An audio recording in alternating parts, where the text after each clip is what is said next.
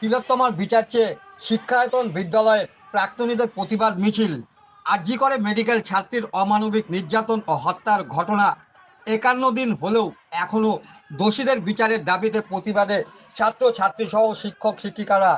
হাতে গোনা কয়েকটা দিন বাকি দুর্গাপুজোর, কিন্তু তার মধ্যেও তিলোত্তমার বিচার চেয়ে প্রতিবাদে সোচ্চার ছাত্র ছাত্রীরা। এদিন কল্যাণী শিক্ষায়তন বিদ্যালয়ের প্রাক্তন ছাত্র ছাত্রী ও শিক্ষক শিক্ষিকারা শহর কল্যাণীতে প্রতিবাদ মিছিল সংগঠিত করে। বিদ্যালয় প্রাঙ্গণ থেকে মিছিল শুরু হয় কল্যাণী থানার সামনে দিয়ে পৌরসভা হয়ে কল্যাণী মেইন স্টেশনে রাস্তায় বিক্ষোভ কর্মসূচির মধ্যে দিয়ে তাদের প্রতিবাদ কর্মসূচির পরিসমাপ্তি ঘটে।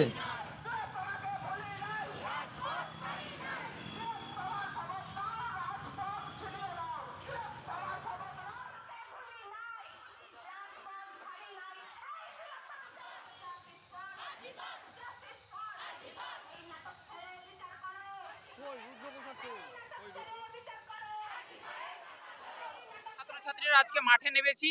আমরা বলে দিতে চাই, আমরা প্রশাসনকে জানিয়ে দিতে চাই যে স্টুডেন্ট পাওয়ার কাকে বলে। আমরা জানিয়ে দিতে চাই যে বিচারের বাণী নীরবে নির্ভীতে কাঁদবে না।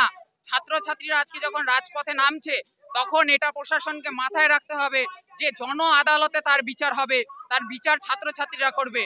সুপ্রিম কোর্ট যদি সঠিক বিচার না দেয় তাহলে আমরা ছাত্রছাত্রীরা বাধ্য হব এই মোড়ে মোড়ে আজকে যেমন প্রতিবাদ কর্মসূচি করছি, আমরা সেদিন বাধ্য হব এলাকায় এলাকায় জন আদালত বসাতে, গণ আদালত বসাতে।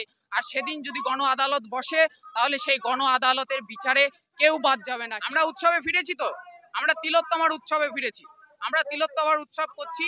আমরা দুর্গাপুজোর সময়ও তিলোত্তমার উৎসব করব। আপনারা জানেন যে আমরা বাঙালিরা নারীদেরকে, মায়েদেরকে মাতৃরূপে পুজো করি।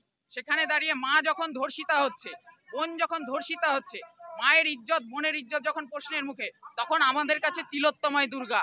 আমরা বলেছি আরজি করের অসুর নিধন, তিলোত্তমার আগমনী। তিলোত্তমার আগমনীতে আরজি করের যে অসুর আছে এবং এই রাজ্যের বুকে যে অসুররাজ চলছে তার নিধন হবে এবং মহালয়াতে তার শুভারম্ভ হবে।